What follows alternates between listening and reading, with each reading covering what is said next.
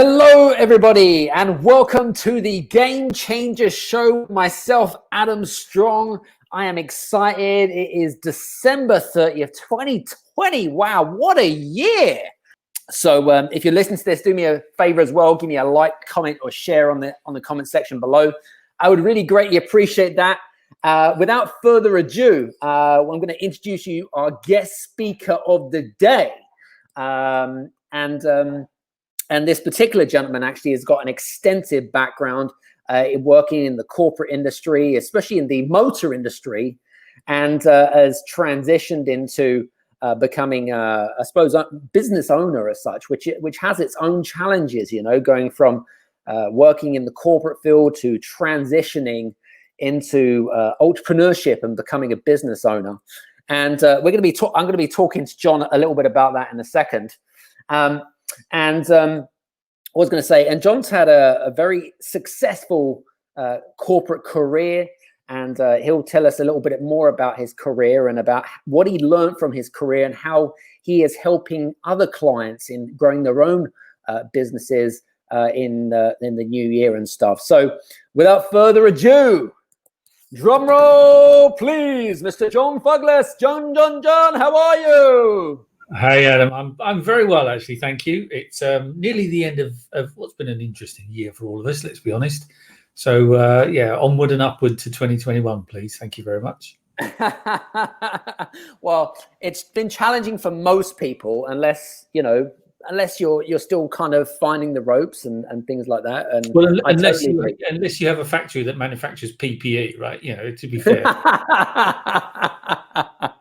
Yeah, and I don't think there's too many people or too many listeners that manufacture PPE, but it's all good.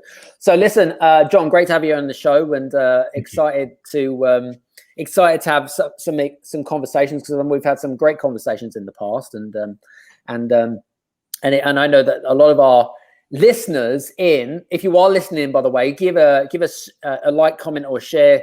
Give a shout out to John as well, because I think it's going to be exciting. What we're going to be sharing today, and I also think it's extremely timely, considering that tomorrow is the end of the new year and then 2021 kicks in, which is going to be interesting. So my first question to you, John, right now, what is the difference between strategic growth and tactical growth, and how do we apply both? So strategy is before you go out onto the pitch, you work out, you know, what the opposition is doing, what you're going to do, who's going to play there, you know, are you going to play the long ball game, or are you going to play? That's the strategy, right? The tactics are, you know, the opposition fullback keeps kicking you in the shins and it hurts a lot. So how are you going to not sit on the ball for 20 minutes? You know, and I'm not a football fan, sorry, by the way. So, you know, good analogy though. Great analogy. Hopefully. So strategy is a plan with a purpose that will sustain you, right? It has detail. It has some sort of legs to it in terms of underneath it are then key elements. So to deliver a strategy, you then require a number of tactics. I know we were talking about, you know, 2020 has been a real tough challenge for a lot of businesses, you know, it's been real tough. But what do you think from your perspective, you know, as this is your area of expertise, what do you think that a lot of business owners and entrepreneurs need to do going into the new year? Well, so if you haven't used 2020 as a year to experiment, you kind of missed an opportunity. And if you have used 2020 as a year to experiment, have you experimented enough, right? You know, now you can experiment too much. You know, if you experiment too much, you don't have a company, right? True. But, you know, so what can you do 2020? Look back on all the stuff that you did, all the experiments you tried, everything that worked, everything that didn't work, and make a list of all the stuff that you wished you had tried, right? That becomes your blueprint. That becomes, so the stuff that worked, you know, that's great. Take that forward into 2021 and think about how you can improve on it, how you can adapt it further. You know, is it a, you know, a cul-de-sac, or is it an avenue? You know, in other words, can you go further and further with it, or is that the maximum you can achieve? look at the stuff that didn't work and try and understand why it didn't work. Was it the timing? Was it the customers? Was it you weren't ready? Was it you didn't have enough technology? Was, you know, the fundings behind it? What was it that made it fail? And if you can put your finger on what was it that made it fail, try and understand, if you was to do it again, would you do it differently? And therefore, has it improved its chance of success? Yeah. And then the third thing, all the stuff that you wish you had done, you know, and that you didn't experiment with. And I'm just talking about experimentation now. The stuff you hadn't done, could you try that this year? How would you build that into your 2021 year plan? Take those three things forward. Take the everything you've learned, failed, and not done, and that becomes your blueprint for the future. Now, companies in 2020, every year a company changes and evolves. If it doesn't change and evolve, you're losing, because if you stand still, everyone else is moving. Yep. 2020 has been an opportunity to change and evolve in ways that previously you wouldn't have been able to, and that's big companies, small companies. You know, the world's largest insurance company, Marsh, he said that he only ever expects 2/3 of his people to return permanently to a desk. That's the world's largest insurance company. That's huge. Crazy. So yeah, look back at what you did, look back at what you didn't do, look back at what worked and what didn't work, and understand what that means to your business. Yeah, I love the word experiment, right? Because it kind of reminds me of being back in my chemistry class, you know, with my science teacher, the irritating science teacher that just just kept on shouting at you because you kept on getting it wrong. But because if you got it, a good teacher would have said, well, you got it wrong, now go and find out why you got it wrong. Yeah, it's true. Exactly. No, this one just kept on shouting. Anyway, that's a whole new ball game. But you know what? It's interesting, John, because you mentioned the word failures. I don't really believe in failures. I always kind of like to use the word learning experiences, right? You know, I suppose us Europeans don't like the word failure. It's kind of, we're seeing as, oh no, not failure type of thing. You know, that kind of fear kicks in or whatever it might be. So, interestingly enough, but business strategy, right? We're thinking about what we're going to do in 2021. Give us 5 great tips about how to build a business strategy going into the new year. What is it that they need to do to get them to shift their mindset from where they are right now to where they're going to go in 21? Well, so can I claim what I just said is the first one, right? Yeah, absolutely, 100%. Look back on everything, analyze it and learn from that, right? So I'm going to use the word failure because I like the word failure, right? I mean, how many light bulbs did Thomas Edison invent before he made one that worked? Failure is okay as long as 2 things. You learn from it, but you fail quickly and move on, right? You don't procrastinate over failure. So 5 things for 2021. Look back. Secondly, encourage your team to develop a growth mindset. And we all talk about growth mindsets as individuals. We read books. We try and improve ourselves. Agreed. Companies can do that. You want to engender within the company a growth mindset for your business. Encourage people to share ideas, new way of thinking. Encourage people to be creative. If you've got 3 or 4 people in doing a similar function, and one is much better than the other, let them find their level. Let one of them experiment with a different way of doing it. Let one of them swap tasks, but let them learn collectively. So that's the second thing. Encourage that. Now, as a manager, as a leader, encouraging a growth mindset in a business is a new management skill for a lot of people, right? Management is usually about pay and appraisals and performance. Well, no, management is actually about encouraging to grow. With millennials now being the largest sector of the workforce, if they're not constantly challenged and given opportunities and allowed to experiment, they will go somewhere else. Absolutely. So sorry to use the F word, but failure, absolutely, allow that to happen. So that's the second thing. The third thing is read, right? You don't have to read every management journal. You don't have to religiously read a list of books, given to you by your coach or mentor. just read different stuff, right? You know, I read for fun and pleasure as much as I do for business. And I tend to have 3 or 4 books on the go at any one time, and I'll swap and change. So yeah, read, you know, broaden your thinking, broaden your horizon, and encourage those around you to read, those who work with you. I worked for a company a few years ago now, and everyone in the company was given allowance. It was $150, I seem to recall. Forget what that was translated into the UK. Everyone was given an allowance for books. Everyone could spend, you know, an amount of money, of the company's money, expense it, you know, whatever it was, on books. And the company didn't stipulate what books you could read. They didn't say, all right, it must be from this list, or it must be from, you know, the learning and education, any book you like, knowing full well that most people would actually buy, because there's a kind of you know, understanding that if the company's paying, it really should be something that either helps me in my career or helps me in my job. It's just generally good management or whatever. So, you know, read, right? And if you can afford it, maybe have a book allowance for your company, or encourage a book club, you know, at your company. So that's the third thing. The second thing is, you know, look at your weaknesses, look at your diary, look at your plan. We all have different things, right? You get people that go, right, you must have 10 minutes meditation, or you must do a list, or you must do, no, find what works for you. Not everyone can meditate in the morning, not everyone wants to, not everyone's good with lists. Some people, I'll put my hand up to this, are absolutely wedded to their calendar. You know, everything is in my calendar, that is my list. But find what works for you, and start each day with a commitment. Now, we've all seen, I'm sure you've seen, Adam, there's that, I forget what rank he is, but he's an American Marine giving a speech about, you know, get up in the morning and you make your bed. And he teaches all. Isn't that David Goggins? Could be. Okay.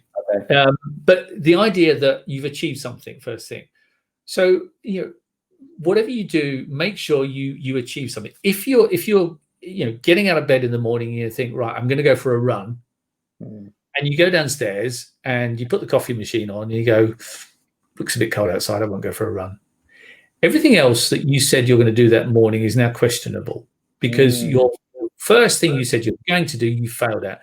I remember I said it's actually okay to fail. That's not an okay failure, because that's defeat rather than failure. So if you're going to say you're going to do something, do it, right? So if you're going to get up in the morning, you know, get up and do it. Now, it doesn't have to be a great thing. It hasn't got to be that I'm going to go for a 10-mile run. It could just be, I'm going to get my cup of coffee and I'm going to go for a walk around the block and clear my head, whatever it's going to be. I used to work with a guy who used to do that. When we used to have pre-sales meetings when I was in sales, and we would go for it. We would meet half an hour before to talk through the sales campaign. Nice. But we do it walking around the car park, or walking to, you know, park in the car park half an hour away from the customer. And that's how he got mentally prepared. So pick something that works for you in your day and have a structure to your day. Nice. So is that 3? That's the third thing. You know, so have some structure to your day. And at the end of the day, find something that works for you. Now, you know, a lot of people use gratitude journals. Some people, again, you know, do meditation or quiet time. Some people do a list at the end of the day. Some people do I know somebody that does an achievement score. He has a list at the beginning of the day, and he doesn't cross off everything he's done and then, you know, carries the list over, because there's always stuff left over. But of the things that he has done, he grades how well he thinks he's done it. So if one of the things, you know, he was to do was to, you know, go for a walk with a cup of coffee, and you know, Heather hadn't delivered his coffee, so he had no coffee, so he had to go for a walk without his cup of coffee. He didn't mark himself 5 out of 10, but so he then marks himself. So that's the third thing. So related to that, the fourth thing is, you know, in a business, find someone that is going to be your conscience, your mentor, your accountability buddy, phrase you know, but someone that isn't just accountability, right? That is someone you can talk to, someone that will give you an honest opinion. I have a friend of mine and a business associate, a guy called Ant. We have a call once a week. I always call him. It's half an hour usually, give or take. And we actually talk about his week ahead and his last week, my week ahead and my last week, and it's just a good time, clear some thoughts, clear some ideas, ask questions, and he's straight and I'm straight with him. So finding someone like that and making it a regular thing, that not just, I said I'd do this, have you done it?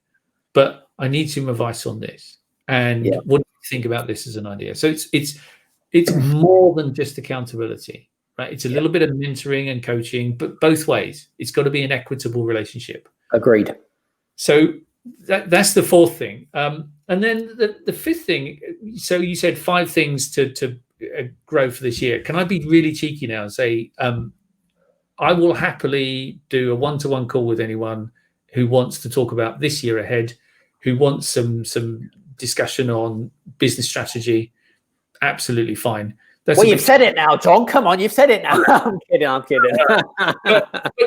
but no, I mean, in terms of the fifth one, then it is really start the strategy, start the plan, start now, right? If you're starting now, it's already too late, but that's okay. You can catch up. If you haven't started yet, start tomorrow. You can catch up. Tomorrow is already too late, right? Whatever you think you should do. You should have started yesterday. So let's be honest. So it is, don't put off, just do stuff. So 2021 is here quicker than you think. And one thing I hate is, these people who do New Year's, what do you call it? Commitments, New Year's resolutions. Oh my God. Yeah. Why are you waiting until an arbitrary date in the diary just to say, I'm going to do? I mean, if you want to do it, start last week. No, let's not get started with New Year's resolutions. We all know they don't work. Yeah, but there's no point. Why suddenly wait till then? If you thought on the 3rd of December that on the 1st of January I'm going to do this, well, why not start on the 3rd of December? So, but from a business point of view, every day counts. So start on that plan, start on those things, and start today and build out the entire strategy for the year. Sure. And as you get partway through the year, add in the next quarter. As you get halfway through the year, have an outline plan for next year. As you get 3/4 of the way through the year, have a full plan for next year. So always be back to football, kicking the ball down the road, right? Definitely. Very good. Awesome. Very good tips there, John. Was going to say, best way to get in contact with you, John? Anything at all. I don't mind. So email address, john@mission23.com, or mission23.com. You'll find the company office phone number on there. There's not many people in the world called John Fuggles, so you can find me on Twitter, on WhatsApp, on anything at all. I don't mind. Definitely. And also, guys, remember, if you was going to say, make sure that you connect with John on LinkedIn, because John is very active on LinkedIn, as on Facebook, but more importantly on LinkedIn. And if you do connect with John, please also send a personal message to him and say that you've listened to him on the Game Changer show, so he knows exactly where you've come from and you're not some stranger off the street. So not that we pick up strangers off the street, of course, it's all good. But listen, John, I just want to say thank you so much for joining us today, and guys, hope that you've got a lot of great tips and some great insights from John and things like that. It's been fun, it's been interactive. John, I hope you've enjoyed being on the show. I have. Brilliant. Thank you, Adam. It's always good. You're welcome. Always good. Listen, guys, was going to say, I would highly endorse you connect with John, and if you haven't already done so, please do connect with him on social media and that kind of stuff. So I want a big shout out to Miss Jill Mullins as well, because I know that she's been giving us a load of great yes, I hate New Year's resolutions too, Jill, by the way. Yes, 100%. We all hate New Year's resolutions. Okay, if you're going to do something, do it now. Don't wait till freaking January 1st.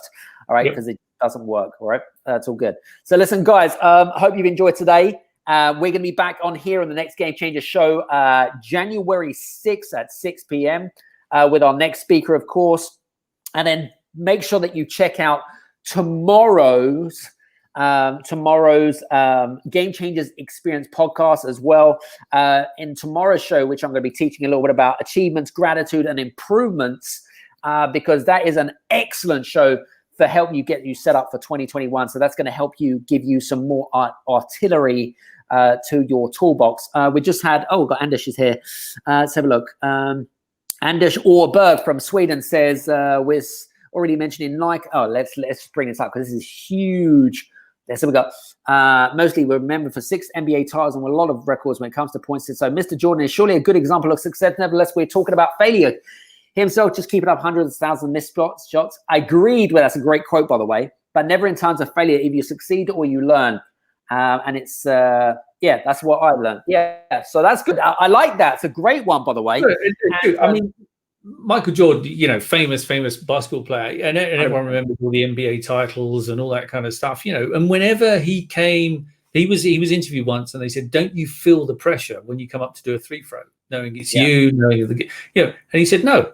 He said, "Because everyone misses them." He said, "And if I miss them," he said, "It's okay. I'll get the next one. No big deal." Exactly. Martin Blackburn as well. It's very good. Holding to account. This is what we do in our Game Changers Next Level Club. And John knows all about that, by the way, accountability. And all of our members write a business blueprint and they send it to me. So they know that they're accountable to me. And if they don't get accountable to that, I kick their ass. So it's important to have your ass kicked, all right, or get pushed out of the airplane every now and then. Because otherwise, if someone isn't going to do it, then who is going to do it, type of thing. So that's how you get to move forward, guys. That's how you get to grow. So listen, John, great. Have a fantastic evening. Happy New Year to you, sir. Thank you. And really, really good. And guys, listen, we'll make sure that you subscribe to the YouTube channel as well. We'll see you again back on again January 6th. Take care. See you soon. Happy New Year. Bye-bye. Bye.